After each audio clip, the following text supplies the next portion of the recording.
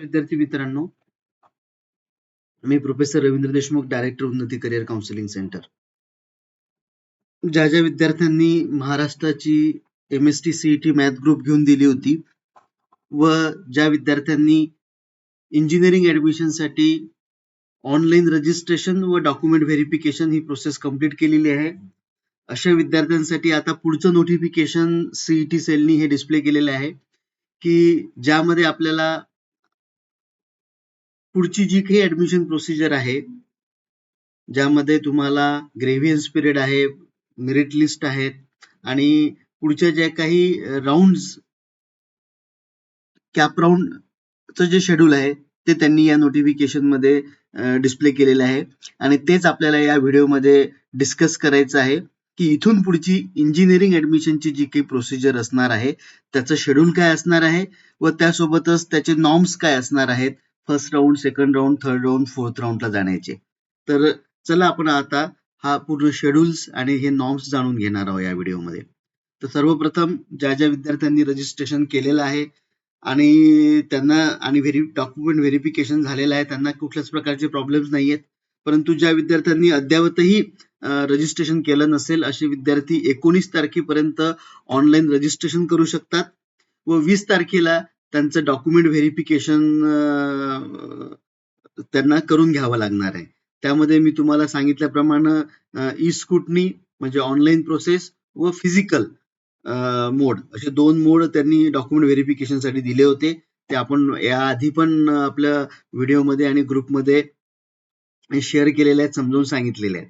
आता यानंतर तुमचं एक वेळा रजिस्ट्रेशन व डॉक्युमेंट व्हेरिफिकेशन झालं की त्याच्यानंतर display of provisional merit list ही आपल्याला 22 तारखेला डिस्प्ले होणार आहे.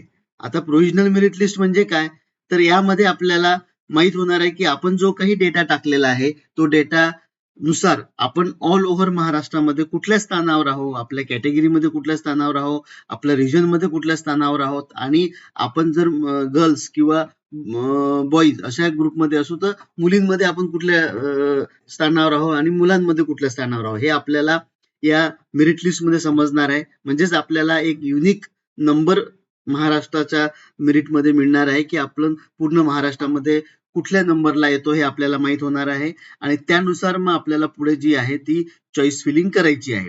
तर हा प्रोव्हिजनल मेरिट लिस्ट आल्याच्या नंतर जर त्याच्यामध्ये तुम्हाला काही ग्रेव्हियन्सेस असतील, त्याच्यामध्ये जर तुमची कॅटेगरी चुकलेली असेल किंवा त्याच्यामध्ये तुमचं मार्क्स टाकायचे चुकले असतील, तर हे सर्व गोष्टीचं जर तुम्हाला काही चेंजेस करायचे असतील, त्याच्या रिलेटेड काही ग्रेव्हियन्स तुमचे असतील तर 23 तारखेपासून तर 25 तारखेपर्यंत हे ग्रेव्हियन्स आपण कम्प्लीट करून घेऊ शकतो. आता यामध्ये बरेचसे विद्यार्थी आमच्याकडे येणार आहेत असे आहेत की ज्यांचे कॅटेगरीचे डॉक्युमेंट्स त्यांना अजून मिळाले नव्हते, तर अशा विद्यार्थ्यांनी ओपन मध्ये रजिस्ट्रेशन केलेलं आहे. त्यांना जर 23 ते 25 पर्यंत जर त्यांचे कॅटेगरीचे डॉक्युमेंट्स मिळाले तर ते विद्यार्थी कॅटेगरीमध्ये चेंज करू शकतात 23 ते 25 या 3 दिवसांमध्ये. त्यासाठी त्यांना फिजिकली जर व्हेरिफिकेशन केलेलं असेल तर जिथे फिजिकल व्हेरिफिकेशन ज्या FC ला केलेलं आहे तिथे जावं लागेल आणि जर ऑनलाईन केलं असेल तर मग आपण आपल्या उन्नती करिअर काउन्सिलिंग सेंटरच्या ऑफिसला आपण ऑनलाईन त्यांना चेंजेस करून देऊ शकतो.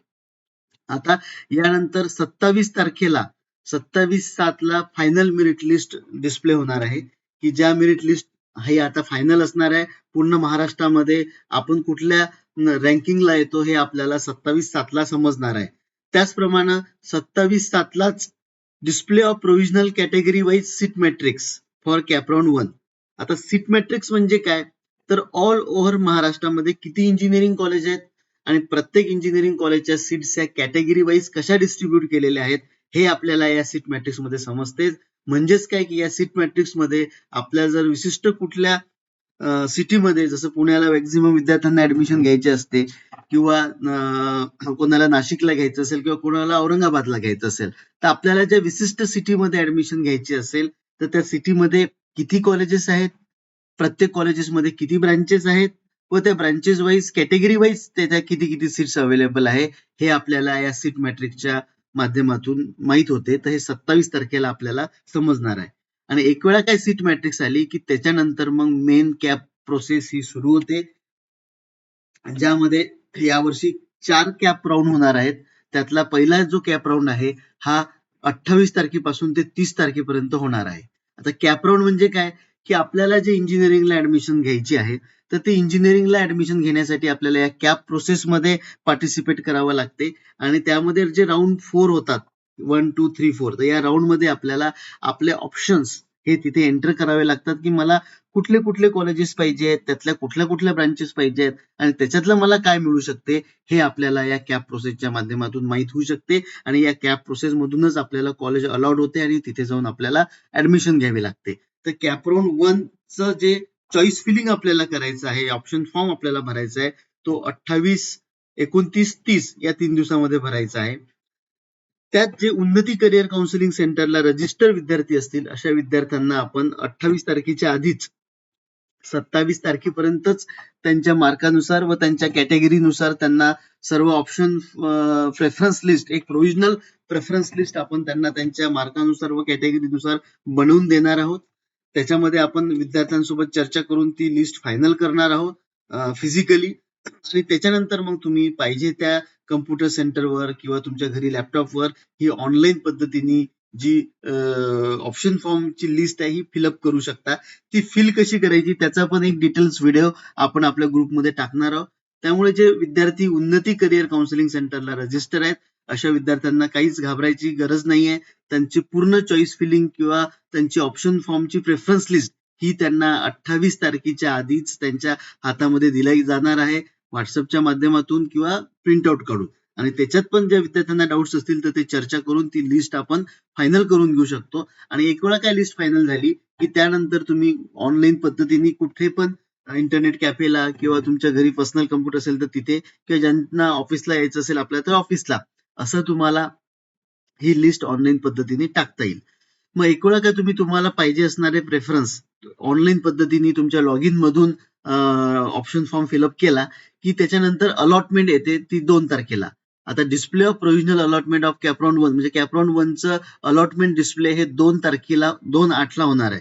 आता अलॉटमेंट म्हणजे काय, की तुम्ही जे काही ऑप्शन फॉर्म फिलिंग किंवा चॉईस फिलिंग केली होती त्यातलं तुम्हाला काय अलॉट झालेलं आहे, म्हणजे तुमच्या मार्कानुसार तुमच्या कॅटेगरीनुसार तुम्हाला कुठलं कॉलेज मिळालेलं आहे हे आपल्याला 2/8 समजणार आहे. आणि एक वेळा का तुम्हाला 2/8 तुम्हाला कुठलं कॉलेज मिळालं हे समजलं की त्याच्यानंतर तुम्हाला फर्दर प्रोसेस कॅपराऊंड 1 ची करायची आहे. ती म्हणजे सगळ्यात महत्वाची आहे सेल्फ व्हेरिफिकेशन किंवा त्याला आपण सेल्फ डिक्लेरेशन पण म्हणतो.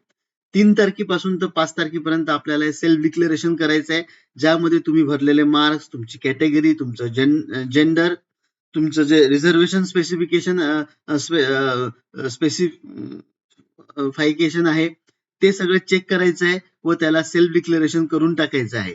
आणि जर त्यामध्ये पण तुम्हाला परत अडचणी वाटत असेल की बाबा मला मिळालेली सीट ही कॅटेगरीनुसार नाही मिळालेली आहे, दुसऱ्या कॅटेगरीची मिळाली आहे किंवा काही त्याच्यामध्ये करेक्शन आहे, तर तसे करेक्शन्स किंवा एरर जरी असेल तर तुमच्या लॉग इन मध्ये जाऊन तुम्ही ते ग्रेव्हियन्स करू शकता 3 तारखेपासून तर 5 तारखेपर्यंत.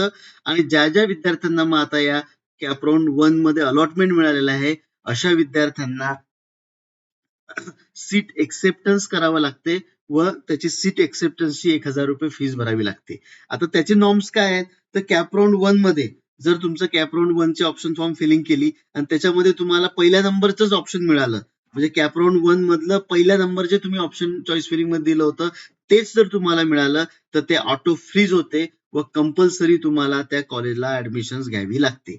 ओके, मग यासाठी तुम्हाला काय करावं लागेल, की जर तुम्हाला पहिल्याच राऊंडला पहिलंच ऑप्शन नाही मिळालं पाहिजे किंवा तिथे फ्रीज नसेल करायचं तर अशा वेळेस तुम्हाला पहिले जे काही 5-7 ऑप्शन आपण टाकणार आहोत, तर ज्या इन्स्टिट्यूट्स आपल्याला ड्रीम इन्स्टिट्यूट्स आहेत परंतु आपल्या मार्कानुसार मिळणं कठीण आहे, पण तरी आपण तसे इन्स्टिट्यूट तिथे टाकून ठेवायचे आहेत की जेणेकरून तुमचं ऑप्शन तिथे फ्रीज होणार नाही व कंपल्सरी तुम्हाला त्याच कॉलेजला ऍडमिशन घेण्याची गरज पडणार नाही. तर पहिल्या राऊंडचा हा नियम आहे की पहिल्या कॅपराऊंड मध्ये पहिल्या ऑप्शन फॉर्म मध्ये पहिल्याच नंबरचं जर चॉईस तुम्हाला मिळालं तर ते ऑटो फ्रीज होते व तिथे कंपल्सरी तुम्हाला जाऊन ऍडमिशन घ्यावी लागते. मात्र जर तुम्हाला पहिल्या राऊंड मध्ये पहिलं ऑप्शन सोडून तुम्ही जेवढे काही ऑप्शन टाकले त्यातला जर कुठल्याही नंबरचं कॉलेज अलॉट झालेलं असेल तर अशा वेळेस तुम्हाला सीट एक्सेप्टन्स फीज 1,000 रुपये भरावी लागते व ती भरून तुम्हाला फ्रीज, जर तुम्हाला ते जे कॉलेज मिळालं असेल त्याच कॉलेजला ऍडमिशन घ्यायची असेल तर तुम्हाला फ्रीज करावं लागते आणि जर तुम्हाला त्या कॉलेजला ऍडमिशन घ्यायची नसेल तर तुम्ही बेटरमेंटला जाऊ शकता. बेटरमेंटला जाऊ शकता म्हणजेच तुम्हाला सिलेक्ट करावं लागते नॉन फ्रीज किंवा बेटरमेंट ऑप्शन. आता नॉन फ्रीज आणि बेटरमेंट ऑप्शन म्हणजे काय, की बाबा मला तर एक कॉलेज मिळालेलं आहे, मला ते कॉलेज माझ्या हातामध्ये ठेवायचं आहे, मात्र कॅपराऊंड 2 मध्ये मला परत पार्टिसिपेशन करायचं आहे आणि अदर अजून चांगलं याच्यापेक्षा ऑप्शन टाकून त्याच्यापेक्षा चांगलं बेटरमेंट किंवा अपग्रेडला जायचं आहे. त्यालाच आपण नॉन फ्रीज किंवा बेटरमेंट म्हणतो. आणि उन्नती करिअर काउन्सिलिंगच्या माध्यमातून आपण प्रत्येक विद्यार्थ्यांना पहिल्या राऊंडला, दुसऱ्या राऊंडला, तिसऱ्या राऊंडला बेटरमेंट किंवा नॉन फ्रीज हेच ऑप्शन सिलेक्ट करायला लावतो. कारण आपल्याला अपग्रेडला जायचं असते, मिळालेल्या कॉलेजपेक्षा चांगलं कॉलेज आपल्याला मिळवायचं असते. त्यामुळे प्रत्येकच विद्यार्थ्याला आपण मिळालेलं कॉलेज हातात ठेवून नॉन फ्रीज किंवा बेटरमेंट करायला सांगत असतो. आता असे विद्यार्थी की ज्यांचं ऑटो फ्रीज झालेलं आहे किंवा त्यांना पहिलंच जे कॉलेज मिळालं होतं ते त्यांना तेच कॉलेज पाहिजे आणि त्यांनी फ्रीज ऑप्शन केलेला आहे व त्यांनी सीट एक्सेप्टन्स फीज पण फिलअप केलेली आहे. तर अशा विद्यार्थ्यांना सायमल्टेनियसली 3 तारखेपासून ते 5 तारखेपर्यंत इन्स्टिट्यूट रिपोर्टिंगला जावं लागते. म्हणजे तुम्ही कॅपराऊंड 1 मध्ये पार्टिसिपेट केलं, तुम्हाला मनासारखं जर कॉलेज मिळालं तर तुम्हाला आता त्या कॉलेजला ऍडमिशनला, त्या इन्स्टिट्यूटला ऍडमिशनला जावं लागते. त्यालाच आपण reporting to the allotted institute असं म्हणतो. And confirmation of admission by submitting required documents and payment of the fees after CAP round 1. म्हणजे कॅपराऊंड 1 मध्ये तुम्हाला कॉलेज मिळालं आहे, तुम्ही त्याला फ्रीज केलं असेल तर तुम्हाला आता त्या कॉलेजला जावं लागेल. त्या कॉलेजला गेल्याच्या नंतर तुम्ही जे काही डॉक्युमेंट्स अपलोड केले होते, जे काही ओरिजिनल डॉक्युमेंट्स आहेत, जे काही तुम्ही फिजिकल व्हेरिफिकेशन आणि त्याचं एक्नॉलेजमेंट आहे, ते सर्व डॉक्युमेंट्स तुम्हाला त्या कॉलेजला सबमिट करावे लागतील. तिथे तुमचं डॉक्युमेंट व्हेरिफिकेशन होईल आणि तुमचे डॉक्युमेंट सगळे व्यवस्थित असतील तर तुम्हाला त्या कॉलेजला ऍडमिशन दिल्या जाईल आणि तिथे तुम्हाला त्या कॉलेजची जी काही फीज आहे ती फीज भरायची आहे व ते कॉलेज तुम्हाला ऍडमिशन झाल्याचं एक एक्नॉलेजमेंट किंवा एक रिसिप्ट देईल व फीज पेड केल्याची एक रिसिप्ट देईल. आणि ह्या 2 रिसिप्ट मिळाल्या म्हणजे तुमचं आता कन्फर्म इंजिनिअरिंगला ऍडमिशन झालेलं आहे आणि तुम्ही या प्रोसेसच्या बाहेर पडलेले आहेत. मात्र असे विद्यार्थी की ज्या विद्यार्थ्यांना कॅपराऊंड 1 मध्ये कॉलेजच मिळालं नाही किंवा कॉलेज मिळालं पण आपण बेटरमेंटला गेलो किंवा नॉन फ्रीज ऑप्शन सिलेक्ट केलं तर मग अशा विद्यार्थ्यांना कॅपराऊंड 2 साठी हे विद्यार्थी एलिजिबल आहेत. आणि अशा विद्यार्थ्यांना आता कॅपराऊंड 2 साठी जे व्हॅकन्सीट्स आहे ही 6 तारखेला माहित होणार आहे. Display of provisional vacancies for CAP round 2 म्हणजे कॅपराऊंड मध्ये कुठल्या कुठल्या प्रकारच्या सीट्स ह्या अवेलेबल आहेत, कुठल्या कुठल्या कॉलेजचे कुठल्या कुठल्या ब्रांचेसला सीट अवेलेबल आहे हे आपल्याला 6 तारखेला समजणार आहे. आणि ह्या असणाऱ्या सीट वर आपल्याला परत एक वेळा चॉईस फिलिंग करायची आहे कॅपराऊंड 2 साठी. तर ती 7, 8, 9 या 3 दिवसामध्ये करायची आहे. परत त्याचं अलॉटमेंट म्हणजे आपल्याला कुठलं कॉलेज कॅपराऊंड 2 मध्ये मिळालं हे 12 तारखेला समजणार आहे. व 13 तारखेपासून ते 17 तारखेपर्यंत मी जसं तुम्हाला पहिल्या राऊंडचं सांगितलं की सेल्फ डिक्लेरेशन आपल्याला सुरुवातीला जर पहिल्यांदाच सीट अलॉट होत आहे तर तुम्हाला सेल्फ डिक्लेरेशन करावं लागते व पहिल्यांदाच सीट जर अलॉट झाली असेल तर सीट एक्सेप्टन्स फीज ही 1,000 रुपये तुम्हाला ऑनलाईन पद्धतीने फिलअप करावी लागते. आता सेकंड राऊंडचे नॉर्म्स काय आहेत की सेकंड राऊंड मध्ये जर फर्स्ट 3 प्रेफरन्स तुम्ही जे प्रेफरन्स लिस्ट दिले होते सेकंड राऊंड साठी त्यातल्या पहिल्या 3 मधलं जर प्रेफरन्स लिस्ट तुम्हाला लागलं असेल, प्रेफरन्स मधलं जर तुम्हाला कॉलेज लागलं असेल तर तुम्हाला ते ऑटो फ्रीज होते व कंपल्सरी तुम्हाला त्या कॉलेजला ऍडमिशन घ्यावी लागते. म्हणजे पहिल्या राऊंडला पहिलं ऑप्शन, दुसऱ्या राऊंडला पहिले 3 ऑप्शन मधलं जर तुम्हाला कॉलेज लागलं तर ते ऑटो फ्रीज होईल व कंपल्सरी तुम्हाला त्या कॉलेजला ऍडमिशन घ्यायला जावं लागेल. मात्र जर 3च्या नंतरचं चौथ्यापासून तर मग कुठल्या पण नंबरचं जर तुम्हाला कॉलेज लागलं असेल तर परत तुम्ही त्याला फ्रीज फ्लोट स्लाइड म्हणजे बेटरमेंटला जाऊ शकता, नॉन फ्रीज ऑप्शन सिलेक्ट करू शकता आणि त्याच्यानंतर तुम्ही कॅपराऊंड 3 साठी इलिजिबल होऊ शकतात. मात्र असे विद्यार्थी की ज्यांना त्यांच्या मनासारखं कॉलेज मिळालं आहे, त्यांनी ऑटो फ्रीज झालेला आहे किंवा त्यांनी स्वतः फ्रीज केलेला आहे तर अशा विद्यार्थ्यांना परत जे कॉलेज मिळालं असेल त्या कॉलेजला रिपोर्टिंगला जावं लागेल. त्यांची ऍडमिशन तिथे डॉक्युमेंट देऊन फीस भरून फायनल होईल व त्यांना आता फर्दर पुढच्या ज्या राऊंडसाठी आहेत ते विद्यार्थी इलिजिबल नसणार आहे. तर 13 तारखेपासून ते 17 तारखेपर्यंत ज्यांना कॅपराऊंड 2 मध्ये सीट अलॉट होईल आणि त्यांनी ती जर फ्रीज केली तर 13 तारखेपासून 17 तारखेपर्यंत त्यांना त्या कॉलेजला जाऊन रिपोर्टिंग करायचं आहे. आता असे विद्यार्थी की ज्यांना कॅपराऊंड 2 मध्ये कॉलेज मिळालंच नाही किंवा मिळालं पण त्यांनी नॉन फ्रीज ऑप्शन सिलेक्ट केलं तर असे विद्यार्थी परत कॅपराऊंड 3 साठी इलिजिबल असणार आहेत. अशा विद्यार्थ्यांना 18 तारखेला समजणार आहे की काय काय सीट व्हॅकंट कॅपराऊंड 3 साठी आहेत. 19/8 ते 21/8 आपल्याला परत कॅपराऊंड 3 साठी चॉईस फिलिंग करता येणार आहे. 24 तारखेला त्याचं अलॉटमेंट येणार आहे. 25 ते 27 पर्यंत मग परत ज्यांनी फर्स्ट टाइम ज्यांना सीट मिळाला आहे त्यांना सेल्फ डिक्लेरेशन व सीट एक्सेप्टन्स फीस फिलअप करावी लागणार आहे. ज्यांनी पहिलेच सेल्फ डिक्लेरेशन आणि सीट एक्सेप्टन्स फीस भरलेली आहे अशा विद्यार्थ्यांना काहीच करायची गरज नाहीये. आता कॅपराऊंड 3 चे नॉर्म्स काय आहेत? तर कॅपराऊंड 3 मध्ये जर फर्स्ट 6 प्रेफरन्स मधलं जर कॉलेज तुम्हाला मिळालं तर तुमचा सीट ही ऑटो फ्रीज होऊन जाणार आहे. म्हणजेच काय की कॅपराऊंड 3 मध्ये तुम्ही जे ऑप्शन टाकलेले आहेत त्यातले जे पहिले 6 ऑप्शन आहेत त्यातलं जर तुम्हाला कॉलेज मिळालं तर ते ऑटो फ्रीज होईल व कंपल्सरी तुम्हाला त्याच कॉलेजला ऍडमिशन घ्यावी लागेल. ओके. मात्र 6व्याच्या ऑप्शनच्या नंतरचं जर ऑप्शन तुम्हाला लागलं तर परत एक वेळ तुमच्याकडे चॉईस आहे की तुम्ही नॉन फ्रीज ऑप्शन किंवा बेटरमेंटचा ऑप्शन सिलेक्ट करू शकता व कॅपराऊंड 4 साठी मग तुम्ही इलिजिबल होऊ शकता. आता असे विद्यार्थी की ज्यांना कॅपराऊंड 3 मध्ये फर्स्ट टू 6 मधलं ऑप्शन लागलंय, ऑटो फ्रीज झालेलं आहे किंवा मनासारखं कॉलेज मिळालं व तुम्ही फ्रीज केलं तर तुम्हाला 25 तारखेपासून तर 27 तारखेपर्यंत त्या कॉलेजला जाऊन ऍडमिशन घेणं आहे, डॉक्युमेंट व्हेरिफिकेशन करणं आहे, फीस पे करणं आहे व त्यांच्याकडनं ऍडमिशन कम्प्लीट झाल्याचं एक्नॉलेजमेंट घेणं आहे. आता असे विद्यार्थी की ज्यांना 6च्या नंतरचं ऑप्शन लागलं होतं त्यांनी बेटरमेंट चूज केलं किंवा ज्यांना पहिल्या 3 राऊंड मध्ये कॉलेजेस मिळालं नाही असे विद्यार्थी कॅपराऊंड 4 साठी इलिजिबल असणार आहेत. मात्र आता तुम्हाला लक्षात घ्यायचं आहे की कॅपराऊंड 4 हा शेवटचा राऊंड आहे. त्यामुळे कॅपराऊंड 4 मध्ये तुम्हाला जे काही कॉलेज मिळेल ते कॉलेज तुम्हाला घेणं गरजेचं आहे. किंवा कॅपराऊंड 3 पर्यंत तुम्हाला कॉलेज मिळालं नसेल तर कॅपराऊंड 4 मध्ये आपल्याला कॉलेज लागेलच असेच कॉलेज तुम्हाला कॅपराऊंड 4च्या चॉईस फिलिंग मध्ये टाकणं गरजेचं आहे. तर 28 तारखेला तुम्हाला याची सीट मॅट्रिक्स समजणार आहे, व्हॅकन्सी सीट पोझिशन समजणार आहे. 29 ते 31/8 याच्यामध्ये तुम्हाला ऑप्शन फॉर्म फिलिंग करायचं आहे. 3 सप्टेंबरला याचं अलॉटमेंट कॅपराऊंड 4 ची येणार आहे आणि 4 तारखेपासून तर 7 तारखेपर्यंत तुम्हाला जर फर्स्ट टाइम अलॉट झालं असेल तर सेल्फ डिक्लेरेशन व सीट एक्सेप्टन्स फीस भरायची आहे लॉग इन मध्ये जाऊन आणि सायमल्टेनियसली 4 तारखेपासून ते 7 तारखेपर्यंत कंपल्सरी ज्या विद्यार्थ्यांना कॅपराऊंड 4 मध्ये लागलं असेल त्यांना जाऊन ऍडमिशन घ्यायची आहे. एवढं लक्षात ठेवा की कॅपराऊंड 4 हा शेवटचा राऊंड आहे, हा कंपल्सरी राऊंड आहे.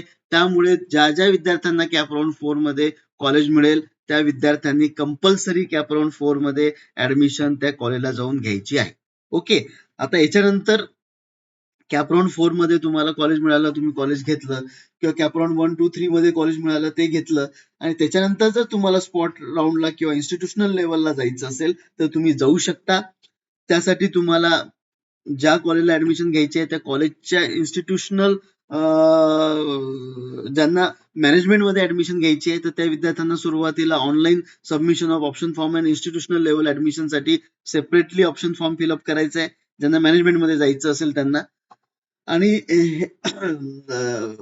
सीईटीच्या सेलवर आणि सीईटी सेलच्या वेबसाईटला आणि ज्या विद्यार्थ्यांना स्पॉट राऊंडला जायचं असेल की ज्या सीट्स व्हॅकंट राहतात त्यासाठी तर अशा विद्यार्थ्यांना त्या प्रत्येक कॉलेजेस जे कॉलेजेस आपला ड्रीम कॉलेजेस आहे त्या कॉलेजच्या वेबसाईटला जाऊन तिथे तुम्हाला चेक करणं गरजेचं आहे की त्या कॉलेजच्या सीट्स व्हॅकंट आहेत की नाही आहेत. तर जे रिन्युअंट कॉलेजेस महाराष्ट्रातल्या त्या सर्व कॉलेजेसचं नोटिफिकेशन आपण आपल्या ग्रुपमध्ये टाकू की तिथे किती सीट्स व्हॅकंट आहेत किंवा त्यांनी त्यांचं शेड्यूल काय दिलेलं आहे अप्लाय करायचं तर. ओके. तर आता ह्या ज्या खालच्या इन्स्ट्रक्शन्स आहेत त्या कॉलेजेससाठी आहेत. तुम्हाला कॉलेजेसला 8 तारखेपासून तर 15 तारखेपर्यंत हा इन्स्टिट्यूशनल कोटा किंवा त्यांच्याकडे ज्या काही व्हॅकन्सीज राहील याच्यासाठीचा सेपरेट राऊंड घ्यायचा आहे. 8 तारखेपासून ते 15 तारखेपर्यंत 8 सप्टेंबर ते 15 सप्टेंबर ते ऑनलाईन पद्धतीने किंवा त्यांच्या नोटीस बोर्डवर किंवा न्यूजपेपरला टाकतील की आमच्याकडे एवढ्या सीट्स व्हॅकंट आहे आणि त्या व्हॅकन्सी भरण्याचं शेड्यूल असं आहे आणि जे काही आपल्याकडनं शक्य होईल त्या सर्व शेड्यूल्स आम्ही तुम्हाला आपल्या ग्रुपमध्ये प्रोव्हाइड करणारच आहोत. तर 8 तारखेपासून तर 15 तारखेपर्यंत हे अगेन्स्ट कॅप किंवा स्पॉट राऊंड त्याला तुम्ही म्हणू शकता किंवा ज्या विद्यार्थ्यांना मॅनेजमेंटमध्ये ऍडमिशन घ्यायचं आहे त्याला इन्स्टिट्यूशनल लेवल सीट्स म्हणू शकतो आपण. तर त्या 8 तारखेपासून तर 15 तारखेपर्यंत त्याचे राऊंड चालतील. हे इंडिव्हिज्युअल त्यांच्या कॉलेजच्या लेवलला चालतील आणि तिथे जाऊन तुम्हाला हे सर्व राऊंड अटेंड करावे लागतील. आता 13/9 ही लास्ट डेट आहे cancellation of seat with full fees refund. म्हणजे जर एखाद्या विद्यार्थ्यांना एखाद्या कॉलेजमध्ये ऍडमिशन घेतली असेल काही कारणास्तव किंवा स्पॉट राऊंड मध्ये त्याला दुसरीकडे मिळालं असेल तर 13 सप्टेंबर पर्यंत त्यांना ती ऍडमिशन कॅन्सल करणं गरजेचं आहे, तरच त्याला पूर्ण फीज रिफंड होईल. अन्यथा 13 तारखेच्या नंतर जर तो त्या कॉलेजला गेला व ते प्रायव्हेट कॉलेज असेल तर ते कॉलेज पूर्ण फीज पण तुम्हाला आकारू शकते. कुठल्याच प्रकारची फीज तुमची रिफंड करणार नाही. उलट तुमच्याकडनं ते फीजची डिमांड करू शकतात की आमची एक सीट ही 4 वर्षासाठी व्हेकंट गेली आहे, तर तुम्ही ती फीज भरल्याशिवाय आम्ही तुम्हाला डॉक्युमेंट देणार नाही. त्यामुळे ज्याही विद्यार्थ्यांना या प्रोसेसच्या बाहेर पडायचं असेल अशा विद्यार्थ्यांना 13 सप्टेंबर ही तारीख लक्षात ठेवायची आहे की 13 सप्टेंबरच्या आज जर तुम्ही त्या कॉलेजला गेलात आणि ऍडमिशन कॅन्सलेशनसाठी अप्लिकेशन केलं तर तुम्हाला तुमचे पूर्ण पैसे हे रिफंड मिळतील व तुमचे पूर्ण डॉक्युमेंट्स हे परत मिळतील. त्याच्यानंतर 15/9 म्हणजे 15 September he all types of इंजिनिअरिंगच्या ऍडमिशनची लास्ट डेट आहे. आणि 15/9 तारखेलाच इन्स्टिट्यूशनलला त्यांनी जे काही ऍडमिशन त्यांच्या लेवलला केले आहेत ह्या ऑनलाईन अपलोड करण्याची 15/9 ही लास्ट डेट आहे. तर अशा पद्धतीने हे टोटल शेड्यूल सीईटी सेलचं इंजिनिअरिंग ऍडमिशन प्रोसिजरचं असणार आहे. उन्नती करिअर काउन्सिलिंग सेंटरला रजिस्टर असणाऱ्या विद्यार्थ्यांना कुठल्याच पद्धतीचं घाबरायची काहीच काळजी नाहीये. हे शेड्यूल मी ग्रुपमध्ये पण शेअर केलेला आहे. हा व्हिडिओ पण आपण ग्रुपमध्ये टाकत आहोत. या व्यतिरिक्त प्रत्येक राऊंडच्या वेळेस ऑडिओ, व्हिडिओ, टेक्स्ट मेसेज किंवा पीडीएफ फॉर्मॅटमध्ये ही सर्व इन्फॉर्मेशन आम्ही तुमच्यापर्यंत पोहोचवणार आहोत. आणि या व्यतिरिक्त जर तुम्हाला वाटत असेल की कुठल्या प्रकारचे डाऊट्स किंवा काही तुमच्या क्युरी आहेत, तुम्ही प्रत्यक्षात उन्नती करिअर काउन्सिलिंग सेंटरच्या ऑफिसला व्हिजिट पण करू शकता किंवा फोन किंवा व्हॉट्सअपच्या माध्यमातून आम्हाला कॉन्टॅक्ट करू शकता. तर अशा पद्धतीचं हे सर्व डिटेल शेड्यूल सीईटी सेलनी इंजिनिअरिंग ऍडमिशन प्रोसिजर बद्दल दिलेलं आहे. या रिलेटेड जर काही कुठले डाऊट्स किंवा काही क्युरीज तुमचे असतील तर तुम्ही पर्सनली उन्नती करिअर काउन्सिलिंग सेंटर उस्मानपुऱ्यामध्ये या किंवा फोन किंवा व्हॉट्सअपच्या माध्यमातून आम्हाला कॉन्टॅक्ट करा. Thank you very much.